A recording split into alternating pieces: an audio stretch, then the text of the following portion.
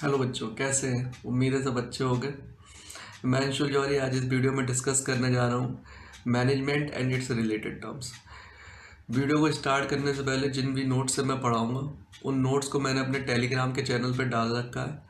Telegram channel की link मैंने नीचे डिस्क्रिप्शन बॉक्स में दे रखी है। आप वहाँ से जाके सबसे पहले नोट्स को डाउनलोड कर लें, फिर वीडियो स्टार्ट करें। Okay, for better understanding you all must download the notes before starting the video. अब हम लोग चलते हैं डायरेक्टली अपनी विंडो की साइड। तो लेट स्टार्ट द वीडियो।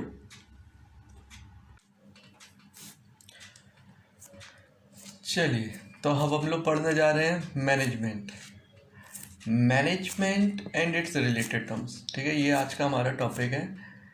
क्या होता है मैनेजमेंट का मतलब? मीनिंग पढ़ने से पहले मैं बताना चाहता हूँ कि मैनेजमेंट का एक सिंपल टर्म्स में मतलब होता है डिसीजन मेकिंग। Decision making. कभी भी आपको टर्म्स लिख के आ जाए कि मैनेजमेंट कहीं पर, तो समझ जाना डिसीजन मेकिंग है। यानी कि कुछ ना कुछ आप डिसाइड कर रहे हो, डिसीजन ले रहे हो, डेट मीन्स आप मैनेजमेंट कर रहे हो। जहाँ पर भी आपको मैनेजमेंट दिख रहा है तो इसका मतलब डिसीजन मेकिंग इन्वॉल्व होता है। आप चैप्टर्स के नाम देखते हो, फाइनेंशियल मैनेजमेंट, इसका मतलब फाइनेंस से related decision. Marketing management, marketing से रिलेटेड डिसीजन। तो मैनेजमेंट का मतलब होता है डिसीजन लेना। अब जब आप कह रहे हो कि डिसीजन लेना है, तो डिसीजन लेने का मतलब होता है कि कहीं ना कहीं they are the certain alternatives. कुछ ऑल्टरनेटिव्स हैं, कुछ ऑप्शंस अवेलेबल है, तभी तो डिसीजन ले रहे हैं। अगर सिंगल चीज हो तो क्या डिसीजन लेने की जरूरत पड़ती है? आपको पता है यही आपके पास ऑप्शन है, एक सिंगल ऑप्शन है, तो फिर आप उसी को सेलेक्ट कर लेते हो। सिलेक्शन के टाइम पे जब डिसीजन मेकिंग, अगर सिलेक्शन कर रहे हो तो डिफरेंट ऑल्टरनेटिव होंगे, तब डिसीजन होगा ना। अगर सिंगल आपके पास ऑप्शंस है तो फिर बेटे आप डिसीजंस कैसे लेते हो? आपको सिलेक्शन करने में कोई चॉइस अवेलेबल नहीं होती, आप बड़े आसानी से ले लेते हो। मैनेजमेंट का होता है डिसीजन मेकिंग। इस बात को समझाने के लिए मैं यहाँ पर एक एग्जाम्पल कंसीडर कर रहा हूँ। बेटे ये हो आप, ये कौन है बेटे? आप। ये है छोटा बच्चा, एक स्टूडेंट, एक बच्चा। ठीक है बेटे, ये है उसका घर। ये क्या है बेटे? उसका घर। ठीक है,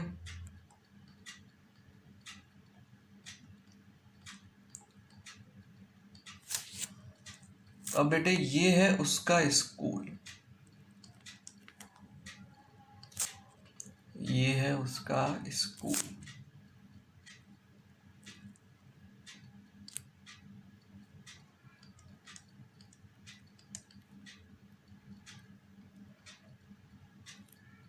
ये है उसका स्कूल। अब आपके पास दो ऑप्शन है बेटा। एक ये रास्ता है जो थोड़ा सा लॉन्ग रूट है, ठीक है ना, ऐसे बोल सकते हैं कि इसका डिस्टेंस लॉन्ग है। इसे कवर करने में आपको लगते हैं 20 मिनट्स। कितना समय लगता है? 20 मिनट्स। पर इसका जो सरफेस है, जो रूट है इसका, यानी कि जो रोड है इसकी, ठीक है, रूट जो है इसका वो बहुत ज़्यादा कैसा है? स्मूथ। यानी कि अगर आप अपनी बाइसिकल से जा रहे हैं, साइकिल से जा रहे हैं, तो आपको कोई एफर्ट नहीं लगाने पड़ते। बड़े आसानी से आपकी साइकिल आराम से चलती चली जाती है। और एक और रास्ता है बेटे जो आपके घर से स्कूल के लिए सीधा रास्ता है। इसका डिस्टेंस कम है, ठीक है, यानी कि शॉर्ट डिस्टेंस पे है, और इसे कवर करने के लिए केवल और केवल लगते हैं 10 मिनट। पर इसका जो सरफेस है, यानी कि ये जो रास्ता है, जो रूट है या रोड है, इसका सरफेस बहुत ज़्यादा रफ है, मतलब रफ सरफेस है। इसमें मेहनत लगती है। साइकिलिंग से जा रहे हो तो कई सारे गड्ढे वगैरह हैं, तो आपको वहाँ पहुँचने में मुसीबत होती है। ठीक है, अब बात चल रही है कि सर कौन सा रास्ता हम सेलेक्ट करें। ठीक है, जैसे ही आपने कहा सेलेक्ट करें तो अब आ रहे हैं ऑप्शंस आपके पास। वो आपके पास क्या आ रहे हैं, ऑप्शंस आ रहे हैं। अब आप सोचा कौन सा रास्ता सेलेक्ट करें, ये रास्ता सेलेक्ट करें कि ये रास्ता सेलेक्ट करें। बेटे मैनेजमेंट, मैंने कहा ना डिसीजन मेकिंग, डिसीजन मेकिंग दोनों ही में अगर देखा जाए, इसमें एक मेरिट है तो एक डीमेरिट है, ठीक है ना। शॉर्टर रूट है दूसरे कंपैरिजन पर, सरफेस रफ है। इसमें देखा जाए तो लॉन्ग जरूर रूट है पर सरफेस आपका कैसा है, स्मूथ है। तो एक में एक मेरिट है, दूसरे में दूसरा मेरिट है, एक दूसरे कंपैरिजन में एक एक मेरिट है, एक एक डीमेरिट है दोनों में, ठीक है। अब बात आई कि सर हम लोग कौन सा रास्ता सेलेक्ट करें, तो डिसीजन लेना पड़ रहा है। क्या लेना पड़ रहा है, डिसीजन, ठीक है। अब डिसीजन मेकिंग डिपेंड करता है आपकी सिचुएशन पे। आपके स्कूल की टाइमिंग सपोज करो 7:30 AM, यानी कि सुबह 7:30 आपके स्कूल की टाइमिंग है। अब दो सिचुएशंस है आपके सामने। एक बार आप एक दिन आप तैयार हुए, तब टाइमिंग थी आपकी, आप तैयार हो गए सुबह 7 बजे। बेटे कितने बजे तैयार हो गए, सुबह 7 बजे आप तैयार हो गए। अब आप कौन सा रूट प्रेफर करोगे, आपने कहा बहुत जल्दी तैयार हो गया, आराम से जा सकता हूँ, तो क्यों ना लंबा रास्ता सेलेक्ट किया जाए जिसके कारण हमें साइकिल चलाने में ज़्यादा एफर्ट नहीं लगेगी। आपने इस रास्ते को सेलेक्ट किया, लॉन्ग रूट को सेलेक्ट किया। पर दूसरी कंडीशन ये हो सकती है कि आप सुबह 7:15 पर तैयार हुए बेटे, ठीक है। यहाँ पर आप 7 o'clock पे तैयार हो गए थे, 7 बजे तैयार हो गए थे जाने के लिए। यहाँ पर आप 7:15 पे तैयार हुए। स्कूल की टाइमिंग कितनी है, 7:30। अब आपको पता है बेटे आप चाहते हुए भी इस रूट को प्रेफर नहीं कर सकते, तो आपको कौन सा रूट सेलेक्ट करना पड़ेगा, ये वाला सेलेक्ट करना पड़ेगा, डिसीजन मेकिंग, ठीक है। बात समझ में आ रही, कुछ ना कुछ तुमने डिसीजन लिए, यही मैनेजमेंट है। आप कट सिचुएशन देखते हो, उसके हिसाब से अपने डिसीजन लेते हो कि कौन सी चीज आपके हिसाब से सही है या आपको क्या करना चाहिए। मैनेजमेंट का यही, मैनेजमेंट अब इसका मतलब क्या होता है, सिचुएशन पर डिपेंड कर रही है, तो उसके अकॉर्डिंगली आप डिसीजन लेते हो, इसी को मैनेजमेंट कहते हैं। सिचुएशन देखते हो, फिर उसके अकॉर्डिंगली जो डिसीजन लेते हो वो मैनेजमेंट होता है। बात समझ में आ रही, ठीक है। अगर सिंगल ऑप्शन है तो बेटे मैनेजमेंट की जरूरत ही नहीं पड़ती। ये वाला जो रास्ता है ये शॉर्ट भी होता है और सपोज करो इसका सरफेस भी स्मूथ होता है बेटे, तो कोई भी डिसीजन लेने की जरूरत नहीं। आप रोज सुबह कोई सोचते नहीं कि कितना टाइम हो गया, कितने बजे पहुंचना है, आप साइकिल उठाते इस रूट पे ही जाते। पर ऐसा हुआ नहीं, क्यों, क्योंकि हम लोगों की कंडीशंस में क्या है, एक मैनेजमेंट तब करते हैं जहाँ एक में अलग चीज बता रहे, दूसरे में अलग चीज बता रहे, इसलिए फिर हमें मैनेजमेंट की जरूरत पड़ने लगी, ठीक है। बात समझ में आ रही, तो ये हो गया मैनेजमेंट का जनरल मतलब, ठीक है। मैनेजमेंट का मतलब क्या हो गया, डिसीजन मेकिंग। अब मैं मीनिंग को समझाने के लिए एक और एग्जाम्पल ले रहा हूँ बेटे, मैं एग्जाम्पल के थ्रू ही मीनिंग समझाऊंगा जिससे कि आपकी बहुत अच्छी अंडरस्टैंडिंग हो सके, ठीक है। चलिए अब बेटे मैं एग्जाम्पल, पता है दुनिया का सबसे बड़ा मैनेजर कौन है, आपकी माता जी है। सर कैसी बातें कर रहे हो आप, हाँ बेटे, दुनिया का सबसे बड़ा मैनेजर जो होते हैं वो होती है मम्मी। मम्मी सबसे ज्यादा डिसीजन लेती है बेटे। आपको पता है जब मम्मी शाम को जब आराम करने जा रही होती तो भी उनका दिमाग आराम नहीं कर रहा होता। वो ये सोचती है कि सुबह का ब्रेकफास्ट तो हो जाएगा, लेकिन जब बच्चे स्कूल से लौट के आएंगे तो उन्हें नाश्ते में क्या देना, ठीक है। ये सोचती है मम्मी, ये सोचती है मम्मी कि बच्चे जब लौट के आएंगे तो उन्हें लंच में क्या देना होगा, क्या देना होगा, ये मम्मी सोच रही है लंच में क्या देना होगा।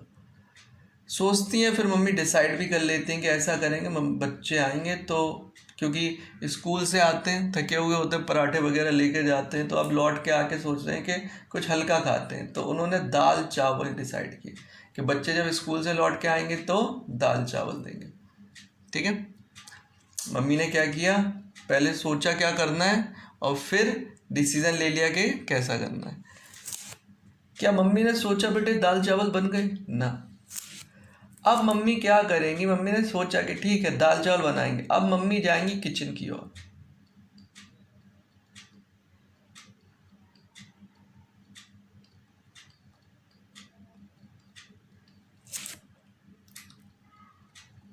ये किचन में, ठीक है ना, किचन में गई मम्मी और कंटेनर्स में जो सामान रखा है, कंटेनर जो आपके होते हैं दाल चावल वगैरह के, उसमें जाके चेक कर रही कि दाल है भी या नहीं।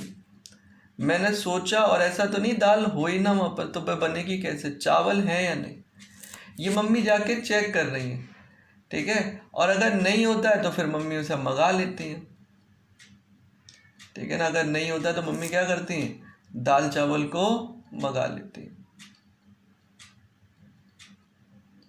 ठीक है। मम्मी ने देखा कि ठीक है दाल चावल हैं, अगर हैं तो ठीक है, नहीं है तो फिर मंगा लेंगे, क्योंकि कल दोपहर में उन्हें क्या, बच्चों को क्या देना है, दाल चावल देना, ठीक है। फिर मम्मी क्या करेंगी, फिर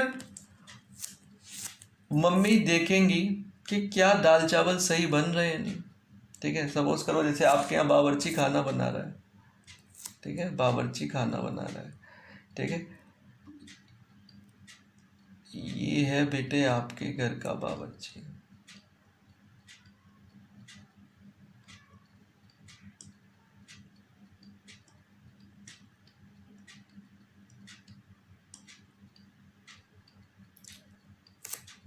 ठीक है। बावर्ची को सबसे पहले मम्मी अपॉइंट करेंगी, मम्मी कहेंगी एक ऐसा व्यक्ति, उसकी पूछेंगे भाई तुम कहाँ काम करते थे इससे पहले, क्या क्या बना लेते हो, वेजिटेरियन हो नॉन वेजिटेरियन हो, किस तरह का खाना बनाते हो, ये सारी चीज़ें मम्मी इससे पूछेंगी बेटे।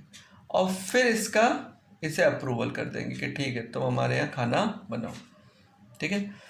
अब क्या होगा, जब बावर्ची ये रहा बेटे, इधर किचन बना रहा हूँ दोबारा, ये बावर्ची खड़ा हो बेटे,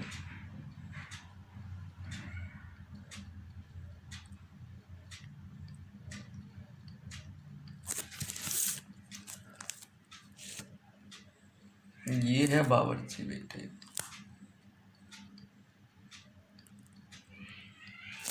जब बावर्ची खाना बना रहा होगा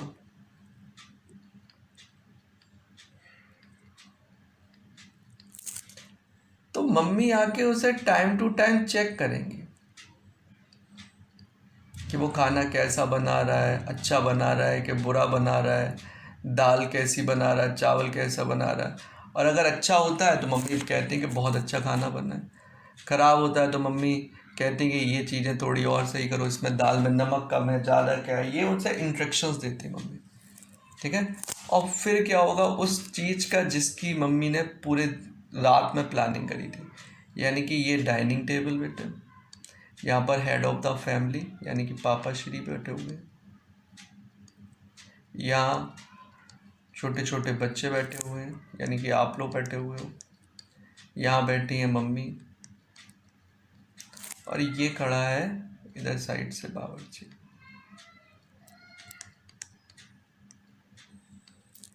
ठीक है। अब सबके आगे प्लेट हैं, सब लोग अपना अपना खाना स्टार्ट कर रहे हैं। ये कंटेनर रखे हैं, मतलब कंटेनर क्या कर, सॉरी, ये रखे हैं आपके, ठीक है, दाल चावल, और ये मम्मी बैठी है। अब जब सब लोग खाना खा रहे हैं तो मम्मी ने नोटिस किया, मम्मी ने कहा कि इस बार दाल चावल थोड़े कम पड़ गए, तो ना बावर्ची से कहा कि अगली बार जो भी क्वांटिटी आज दाल की रखी है उसमें एक बाउल और बढ़ा देना, या चावल की क्वांटिटी कम है उसे और बढ़ा देना। ये मम्मी ने उसे क्या दिए, लास्ट टाइम पे उसे बताया कि ये जो हम लोगों ने सोचा था यहाँ गड़बड़ी और यहाँ पर इसे सही कर लेना। ये जितनी भी बातें मैंने बोली हैं, these all are the functions of management. बच्चे कहने लगे हैं सर फंक्शन कैसी बातें कर रहे हो सर, हमें तो पता भी नहीं था मम्मी फंक्शन। यस बेटे, मैंने तुम्हें क्या बताया, मम्मी सबसे ज़्यादा, ठीक है ना, अगर कोई सबसे ज़्यादा समझदार या सबसे बड़ा मैनेजर इस दुनिया में पाया जाता है तो मम्मी। ये जो सबसे पहला काम मम्मी ने किया कि करेंगे क्या, इसे कहते हैं प्लानिंग, जहाँ पर आप अपने ऑब्जेक्टिव को डिसाइड करते हो और ये भी सेट करते हो कि गोल्स को कैसे अचीव करना है। तो सबसे पहला काम मम्मी ने क्या किया, प्लानिंग। दूसरा काम मम्मी ने क्या किया, ऑर्गेनाइजिंग। दूसरा काम मम्मी ने क्या किया, ऑर्गेनाइजिंग। ऑर्गेनाइजिंग का मतलब ये चेक करना कि रिसोर्सेज अवेलेबल हैं भी या नहीं, तो उसके हिसाब से रिसोर्सेज कम ज़्यादा है तो उन्हें अरेंज करना। तीसरा काम मम्मी ने बावर्ची को अपॉइंट करा, ये हो गई आपकी स्टाफिंग। चौथा काम मम्मी ने क्या किया था, टाइम टू टाइम जाके उसे इंस्ट्रक्शंस दिए थे, जहाँ पर खाना अच्छा बना था उसे मोटिवेट भी किया था। ठीक है, ये आपका चौथा फंक्शन हो गया डायरेक्टिंग। और लास्ट में कंपैरिजन किया था एक्चुअल परफॉर्मेंस को प्लान परफॉर्मेंस। सोचा क्या था, दाल चावल सबके लिए बन जाए प्लानिंग में। डायरेक्टिंग से रिजल्ट क्या निकल के आया कि जो दाल चावल थे उनकी क्वांटिटी थोड़ी सी कम निकली। ठीक है, यानी कि यहाँ पर आप क्या कर रहे हो, कंट्रोलिंग कर रहे हो, कंपैरिजन कर रहे हो एक्चुअल प्लान को प्लान परफॉर्मेंस के साथ। और अगर जहाँ पर कमी होती है, फाइंडिंग आउट द रीजंस पता लगाते हो, पता लगाया कि दाल कम पड़ गई थी। ठीक है, और कल के लिए क्या दिया गया, यानी कि नेक्स्ट टाइम के लिए करेक्टिव मेजर लिए, उसे बता दिया गया, इंस्ट्रक्शंस दे दिए गए। यानी कि these all are the function of management. ये सब क्या है, फंक्शंस ऑफ मैनेजमेंट है। बात समझ में आ रही? यही आपके सिलेबस के चैप्टर हैं, planning chapter number 4, chapter number 5 organising, chapter 6 staffing, chapter 7 directing और chapter 8 controlling. These all are the functions of management. ठीक है, पर मैं आपसे जानना चाहता हूँ, क्या ये सारे फंक्शन इसी सीक्वेंस में करने की जरूरत है? आंसर आएगा हाँ सर। क्या ऐसा हो सकता है कि बिना प्लानिंग की चीज़ें इकट्ठी करने लगो, चीज़ें अरेंज करने लगो, ऑर्गेनाइजिंग करने लगो? क्या ऐसा पॉसिबल है बेटे? पर्पस नहीं पता और रिसोर्सेज अरेंज कर रहे हो, ये क्यों कर रहे हो? लोग तुमसे पूछेंगे कि तुम्हें पर्पस ही नहीं पता, रिसोर्सेज क्यों इकट्ठे? ऐसा कोई नहीं करता दुनिया में। एक ही व्यक्ति ऐसा काम कर सकता है कि जिसे पर्पस नहीं पता पर चीज़ें इकट्ठी कर रहा है, अरेंज कर रहा है, परचेज कर रहा है, और उस व्यक्ति को हम लोग कबाड़ी वाला कहते हैं। ठीक है ना, तो केवल वही एक व्यक्ति है। बाकी सभी लोगों को पहले पर्पस पता होता, उसके बाद रिसोर्सेज या चीज़ें परचेज या अरेंज करते। चीज़ें परचेज और अरेंज नहीं करोगे, स्टाफिंग। ठीक है ना, स्टाफिंग में क्या होता है, अगर लोग ही नहीं अपॉइंट होंगे तो डायरेक्शन किसको दोगे? ठीक है, और डायरेक्टिंग नहीं होगा तो एक्चुअल परफॉर्मेंस तो यहीं से निकल के आया, तो कंपैरिजन कैसे करोगे प्लान के साथ? यानी कि ये जितने भी फंक्शन है वो इसी सीक्वेंस में करना जरूरी है। और जब भी कोई चीज़ आप प्रॉपर सीरीज में करते हो, स्टेप्स इन्वॉल्व होते हैं, उसी को हम लोग प्रोसेस कहते हैं। ठीक है, बात समझ में आ रही? तो अब तुम देख सकते हो कि मैनेजमेंट एक तरह का प्रोसेस है जिसमें प्लानिंग, ऑर्गेनाइजिंग, डायरेक्टिंग, कंट्रोलिंग करते हो। किसको करते हो? उन रिसोर्सेस को करते हो। ठीक है ना, जो आपके पास है, जो रिसोर्सेज आपके पास है। मम्मी के पास रिसोर्सेज जो भी थे, बावर्ची भी मम्मी के लिए एक तरह का रिसोर्स ही है, दाल चावल भी रिसोर्स है। ठीक है, तो रिसोर्सेज की आप planning, organizing, staffing, directing, controlling करते हो, जिससे कि मम्मी का पर्पस क्या था, दाल चावल बन सके। मम्मी का पर्पस क्या था? ठीक है ना, मेकिंग दाल चावल। ये जो पर्पस है, ठीक है, अचीव कर सके। ठीक है ना, टाइम पे, यानी कि मम्मी का खाना है दोपहर का, सोचा तो दोपहर तक हो जाना चाहिए। ऐसा नहीं कि 5 बजे बावर्ची आके कह रहा है कि दाल चावल बनकर बेकार हो गए, तब तक तो लोग भूखे होंगे। ठीक है, तो टाइम पे मिलना चाहिए। और दूसरी बात, जब दाल चावल बने तो रिसोर्सेज बर्बाद नहीं होने चाहिए। ऐसा नहीं होना चाहिए कि बहुत सारी चीज़ें बर्बाद हो गई। ठीक है, तो ये नहीं होना चाहिए। तो अब हम लोग ये जितनी भी बातें बताई है, यही डेफिनेशन में लिखी है। आप पढ़ोगे तो मैनेजमेंट क्या लिखा हुआ है, मैनेजमेंट इज द प्रोसेस। क्या लिखा हुआ है, मैं रफ कर दे रहा हूँ ये एग्जाम्पल।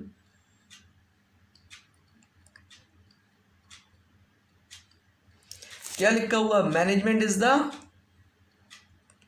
प्रोसेस। ठीक है ना, ठीक है। प्रोसेस वर्ड क्यों, प्रोसेस क्यों है? Because it involve the series of inter related function. देखो क्या लिखा है, it involve the series of inter related function. Inter related function, functions का मतलब कौन से? Planning, organizing, staffing, directing, controlling. ये सारे फंक्शंस आपस में कैसे इंटर रिलेटेड, एक दूसरे से जुड़े हुए हैं, और कैसी है, सीरीज में, इसीलिए इसे प्रोसेस बोलते हैं। तो कह रहे हैं मैनेजमेंट कुछ नहीं है, management is the process. Management process है किसका? प्लानिंग करने का, ऑर्गेनाइजिंग करने का, मोटिवेटिंग, डायरेक्टिंग का पार्ट है मोटिवेटिंग, एंड कंट्रोलिंग करना। किसको करना है ये? ठीक है ना, किसको करना है ये planning, organizing, motivating and controlling? किसको करना है? The enterprises resources. किसको करना है? रिसोर्सेस को। एंटरप्राइजेस रिसोर्सेस दो होते हैं, एक होते हैं फिजिकल रिसोर्सेस जो कि प्लांट एंड मशीनरी वगैरह हो गई आपकी, और एक होते हैं ह्यूमन रिसोर्सेस, ये होते हैं एम्प्लॉय ऑफ द ऑर्गेनाइजेशन। इन दोनों को ठीक है ना, या ऐसे बोल दूं, इन दोनों की planning, organizing, staffing, directing, controlling करना पड़ता है। तो क्या कह रहे हैं, मैनेजमेंट कुछ नहीं, कह रहे हैं मैनेजमेंट एक प्रोसेस है। किसका प्रोसेस है, ठीक है ना। Planning, organizing, staffing, directing, controlling करते हो, किसको करते हो, द एंटरप्राइजेस रिसोर्सेस को। क्यों करते हो भाई, आंसर आया, पर्पस क्या है, क्यों कर रहे हो ऐसा। तो कह रहे हैं जिससे हम कर सकें, अचीविंग कर सकें किसको, गोल्स ऑफ द ऑर्गेनाइजेशन। क्या कर सकें, गोल्स ऑफ ऑर्गेनाइजेशन, ठीक है। गोल्स ऑफ ऑर्गेनाइजेशन किसको अचीव कर सकें, गोल्स ऑफ ऑर्गेनाइजेशन। बेटे गोल्स ऑफ ऑर्गेनाइजेशन लिखा हुआ है, गोल्स ऑफ ऑर्गेनाइजेशन। अगर आप कोई भी ऐसा काम कर रहे हो जो आपके गोल से रिलेटेड नहीं है तो फिर उसके लिए बेकार है। मम्मी ने जो प्लानिंग करी या जो भी ऑर्गेनाइजिंग करी, मोटिवेटिंग किया, कंट्रोलिंग किया, उसके पीछे एक ही पर्पस था, दाल चावल, ठीक है, और कोई पर्पस नहीं था मम्मी का, ठीक है। मम्मी ये सोचे कि टीवी किस टाइम पे देखनी है, तो वो भी एक एक्टिविटी है, पर वो किसके डायरेक्शन में नहीं है। मम्मी का जो गोल दाल चावल वाला गोल है, क्या उस डायरेक्शन में है, नहीं। तो ऐसे ऐसे पर्पस का हमें कोई पर्पस नहीं। तो हमारा जो भी हम एक्टिविटीज कर रहे हो वो डायरेक्टेड किस डायरेक्शन में होनी चाहिए, गोल बिहेवियर होनी चाहिए। तो यहाँ पर क्या लिखा है, अगर नीचे जाकर देखो, गोल बिहेवियर यानी कि जितने भी फंक्शंस या जो भी आप एक्टिविटीज करते हो of an individual must be directed, किस डायरेक्शन में होनी चाहिए, गोल ओरिएंटेड। यानी कि मैनेजमेंट में आप planning, organizing, staffing, directing, controlling जो भी कर रहे हो एंटरप्राइजेस के रिसोर्सेज का, वो इस चीज़ को ध्यान में रख के करना है कि हमको अपने गोल्स अचीव करने, ठीक है। आपकी जितनी भी एक्टिविटी है, जितनी भी फंक्शंस होंगे, वो मस्ट बी डायरेक्टेड किस डायरेक्शन में होने चाहिए, towards the achieving of organization goals. और लास्ट टर्म्स लिखी है इफेक्टिव एंड एफिशिएंट, यानी कि इफेक्टिव भी होने चाहिए और एफिशिएंट भी होने चाहिए। इफेक्टिव का मतलब होता है टारगेट जो है वो अचीव हो जाए ऑन टाइम। टारगेट किस पे अचीव हो जाए, टाइम पे, यानी कि जिस टाइम पे आप चाहते हो उस टाइम पे आपका काम पूरा हो जाना चाहिए। ये बात इफेक्टिव शो करता है। और एफिशिएंट का मतलब हो गया डूइंग टास्क करेक्टली विदाउट या no wastage of resources, no wastage of resources. Resources बर्बाद नहीं होने चाहिए, ठीक है। कोई भी रिसोर्सेज का अगर वेस्टेज होता है तो ऑर्गेनाइजेशन की कॉस्ट हाई होती है। तो आपको इस पे भी ध्यान देना है। तो मैनेजमेंट क्या कहना चाहते हैं, ठीक है, और दोनों ही चाहिए, इफेक्टिव भी और एफिशिएंट भी। एंड टर्म्स यूज हुआ है यहाँ पर कि both are required, effective and efficiency both are required for the management. तो मैनेजमेंट क्या है, मैनेजमेंट अब लोग कह रहे हैं कि मैनेजमेंट, अब सिंपली अगर मीनिंग बताऊं तो मैनेजमेंट एक प्रोसेस है जहां पर आप कुछ फंक्शंस यानी कि प्लानिंग, ऑर्गेनाइजिंग, स्टाफिंग, डायरेक्टिंग करते हो। किनको करते हो, एंटरप्राइजेस के रिसोर्सेज को करते हो। क्यों करते हो, जिससे कि आप अपने गोल्स को अचीव कर सको इफेक्टिवली और एफिशिएंटली, ठीक है। बात समझ में आ रही, यही तीन बातें जो ऊपर डेफिनेशन में दी गई हैं, these are the key element of the modern definition of management. Modern definitions management के ये तीन की एलिमेंट है कि पहला, मैनेजमेंट इज एन प्रोसेस, क्योंकि because it involve the series of inter related function. दूसरा, effective and efficient both are required. आप effective होगे इससे काम नहीं चलेगा, आपको एफिशिएंट भी होना पड़ेगा, ठीक है। आप इफेक्टिव होगे इससे काम नहीं चलेगा, आपको एफिशिएंट भी होना पड़ेगा। ये बात भी आपको ध्यान में रखनी होगी, ठीक है। उसके बाद तीसरा पॉइंट यहाँ पर लिखा हुआ है कि अचीविंग द ऑर्गेनाइजेशन गोल। जितने भी आप एफर्ट लगा रहे हो, जितने भी आप एफर्ट लगा रहे हो, ठीक है, यानी कि आप जो भी फंक्शंस कंडक्ट कर रहे हो, जो भी एक्टिविटीज कर रहे हो, या जो भी अदर काम कर रहा है कोई भी पर्सन, वो मस्ट बी डायरेक्टेड किस डायरेक्शन में होना चाहिए, towards the achieving the organisation goal. अगर आप ऐसा करते हो तो आपका मैनेजमेंट की मीनिंग पूरी हो जाती है, ठीक है। तो दीज आर थ्री ऑफ की एलिमेंट ऑफ मैनेजमेंट, ठीक है। ये तीनों की एलिमेंट है मैनेजमेंट के। अब इन टर्म्स आपके सामने कई बार आ रही है इफेक्टिव और एफिशिएंट, इसे थोड़ा और अच्छे से हम लोग समझते हैं। तो इफेक्टिव क्या कहना चाहता है, पढ़ते हैं हम लोग।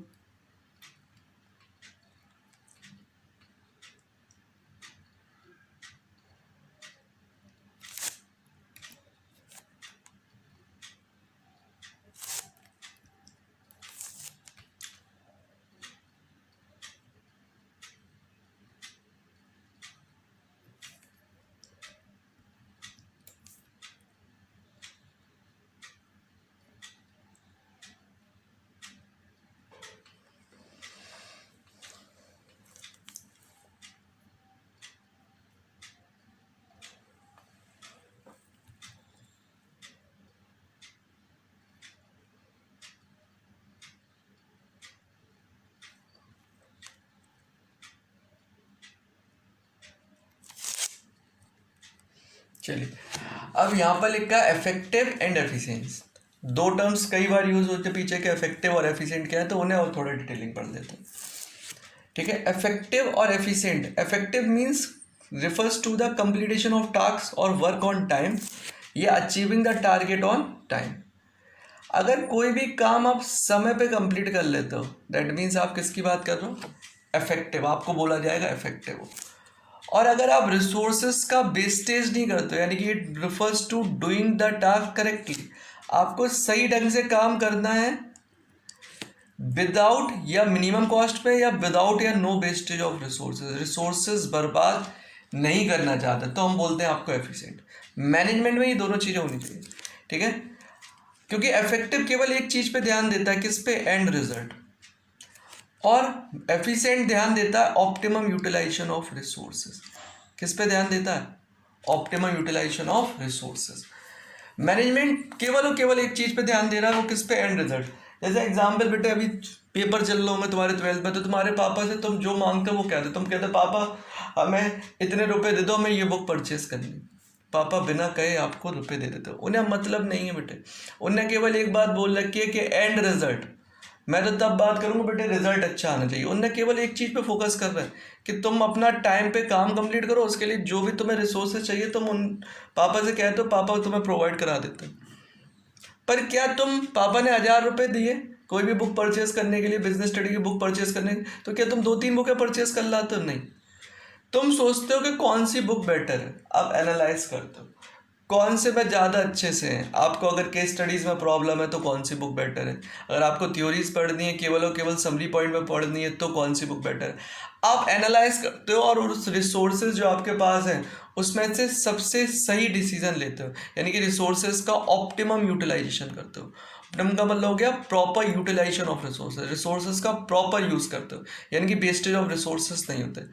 तो पापा का पर्पस केवल एंड रिजल्ट पे, तुम्हारा पर्पस किस पे था, एफिशिएंट, यानी कि तुम रिसोर्सेज को कोशिश करते हो जो तुम्हारे पास रिसोर्सेज अवेलेबल हैं उन्हें और अच्छे ढंग से यूज़ कर सको। ठीक है, उनका वेस्टेज ना हो सके।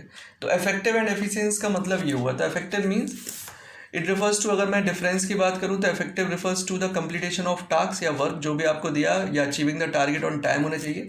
जबकि एफिशिएंसी का मतलब होता है doing task correctly without wastage या मिनिमम कॉस्ट होना चाहिए। ठीक है, पर्पस क्या, फोकस क्या, ये हमेशा एक चीज़ पे फोकस करता है, एंड रिजल्ट। ठीक है ना, जबकि ये फोकस करते हैं ऑप्टिमम। ऑप्टिमम का मतलब प्रॉपर, इसका मतलब होता है ऑप्टिमम का मतलब प्रॉपर यूटिलाइजेशन। यूटिलाइजेशन का मतलब हो गया यूज़ करना, प्रॉपर यूटिलाइजेशन ऑफ रिसोर्सेज होता है। अब हम लोग जब पढ़ रहे थे तो वहाँ पर एक बात लिखी हुई थी, ठीक है, वहाँ पर ये बात लिखी हुई थी कि effective and efficient both are required. ठीक है, क्या लिखा था, अगर हम लोग देखें तो ये लिखा था effective and efficient both are required, यानी कि मैनेजमेंट में केवल इफेक्टिव होने से काम नहीं चलेगा। ठीक है, आपको एफिशिएंट भी होना पड़ेगा। ये भी बात हम लोग समझते हैं एक एग्जाम्पल के थ्रू, फिर ये जो एग्जाम्पल लिखा है वो भी समझ लेते हैं। ठीक है, सपोज करो बेटे मेरी एक फैक्ट्री है। ठीक है, मैं चेयर मैन्युफैक्चरिंग का बिजनेस करता हूँ। ठीक है, चेयर बनाता हूँ। मुझे एक ऑर्डर मिला। ऑर्डर की टर्म्स ये थी, मुझे एक व्यक्ति को 200 चेयर्स प्रोवाइड करानी थी एट ए कॉस्ट ऑफ 250 पर chair and with in 2 months। ये एक मुझे ऑर्डर मिला। अब मैं दो कंडीशन आपके सामने रखता हूँ, आप बताना किस टाइम पे मेरा ऑर्डर एग्जीक्यूट हो जाएगा, किस टाइम पे कैंसिल हो जाएगा। पहली कंडीशन, मैंने 200 शेयर्स बनाई। ठीक है, विद इन 2 months बना दी। ठीक है, विद इन 2 months बना दी, यानी कि मैंने जो टाइम लिया वो केवल और केवल 1.5 मंथ, यानी कि ये मान के लो 1.5 महीने बना दी मैंने। 2 महीने कहा था मैंने, 1.5 महीने बना दी। लेकिन उसकी कॉस्ट जो थी वो 250 की जगह 300 पर कुछ ईयर आई। ठीक है, क्या ये मेरा ऑर्डर, मैं इस समय कैसा हूँ, अगर मैं तुमसे आपसे पूछूँ कि मैं इस समय कैसा हूँ, तो नो डाउट मैं इफेक्टिव हूँ क्योंकि मैंने टाइम पे काम कंप्लीट किया है। बट मैं इनएफिशिएंट हूँ क्योंकि मेरी कॉस्ट ज़्यादा है। क्या ये ऑर्डर एग्जीक्यूट होगा? आंसर आएगा नहीं, ये कैंसिल कर देंगे। अगर आप उन्हें बुलाओगे भी तो वो क्या कर देंगे, इसे कैंसिल कर देंगे, कहेंगे नहीं ये ऑर्डर नहीं चाहिए। दूसरी कंडीशन, मैंने 200 शेयर्स बनानी थी, मैंने बनाई 200 शेयर, इस बार कॉस्ट मेरी 200 ही पर शेयर आई, मतलब और कम, लेकिन बनाते बनाते में टाइम लग गया 2.5 मंथ्स, यानी कि 2.5 महीने लग गए। अब इस कंडीशन में मैं एफिशिएंट हूँ बिल्कुल, क्योंकि मेरी कॉस्ट कमाई, बट इनफेक्टिव हूँ क्योंकि मेरा टाइम पे काम कंप्लीट हुआ। इन दोनों सिचुएशंस में ऑर्डर मेरा कैंसिल कर दिया जाएगा, वो डिलीवरी नहीं लेंगे। क्यों नहीं लेंगे? क्योंकि उन्होंने जिस हिसाब से टर्म्स की बात हुई थी उस हिसाब से मैंने काम पूरा नहीं किया। मैनेजमेंट में दोनों चीज़ें ही चाहिए होंगी, आप इफेक्टिव भी होने चाहिए और एफिशिएंट भी होने चाहिए। केवल इफेक्टिव होने से या केवल एफिशिएंट होने से काम नहीं चलेगा, दोनों ही रिक्वायर्ड है। तो देखो क्या लिखा हुआ है यहाँ पर, लिखा है effective and efficient are equally important for every organization and management. Equally important, दोनों ही इंटर रिलेटेड टर्म्स है, पर दोनों ही ठीक है ना, जरूरी है मैनेजमेंट के लिए भी और ऑर्गेनाइजेशंस के लिए। Because it is not enough to just completion of task on time, केवल इतना कर देना, टाइम पे काम कंप्लीट कर देने से काम नहीं चलेगा। डेट मीन्स इफेक्टिव तो हो, ठीक है, आपको वो काम कंप्लीट करना पड़ेगा, केवल इफेक्टिव होने से काम नहीं चलेगा, ठीक है ना। It is not enough to just complete the task on time, केवल टाइम पे काम कंप्लीट कर देने से काम नहीं चलेगा, यानी केवल इफेक्टिव होने से काम नहीं चलेगा, but it must done correctly, आपको वो काम करना होगा अच्छे से, बिना वेस्टेज ऑफ रिसोर्सेज के, यानी कि आप एफिशिएंट भी हो। एग्जाम्पल दे रखा है, सपोज करो एक वर्कर्स को 1000 यूनिट्स का प्रोडक्शन करने को कहा गया, एक वर्कर्स को एक टारगेट दिया गया, एनुअल टारगेट दिया गया कि आपको साल भर में 1000 यूनिट्स बनाने। उसने टारगेट अपना अचीव किया, he achieve the target, this target, उसने अपना टारगेट अचीव कर लिया बाई वेस्टिंग द रिसोर्सेज। पर कैसे किया? रिसोर्सेज बहुत सारे बर्बाद किए, wasting the various resources, and by miss handling of machines, machine का भी सही ढंग से यूज नहीं किया। देन इस कंडीशन में organization will have no benefit, organization को कोई बेनिफिट नहीं मिलेगा। So only effective is not required, it must be efficient. डाल लो, वर्कर केवल इफेक्टिव हो इससे काम नहीं चलेगा, उसे एफिशिएंट भी होना पड़ेगा। Effective and efficiency are inter related terms, दोनों इंटर रिलेटेड हैं, just like two side of the same coin, एक सिक्के के दो पहलू की तरह है। One without other is no more use, ठीक है ना, नो वन नो यूज, ठीक है, एक के बिना दूसरे का कोई यूज नहीं होता है। अगर एक सिक्का के दो पहलू होते हैं, अगर एक पहलू खराब हो जाए तो हम लोग उसे खोटा सिक्का मानते हैं और वो चलता नहीं मार्केट में। सेम ढंग यही बात है यहाँ पर लिखी कि इफेक्टिव और एफिशिएंसी दोनों ही मैनेजमेंट के लिए चाहिए। केवल आप अगर इफेक्टिव हो गए, ठीक है, तो काम नहीं चलेगा, मैनेजमेंट को इफेक्टिव और एफिशिएंट दोनों होना चाहिए, ठीक है। बात समझ में आ गई? आज की वीडियो बस इतना ही था, यही पढ़ाना था मुझे।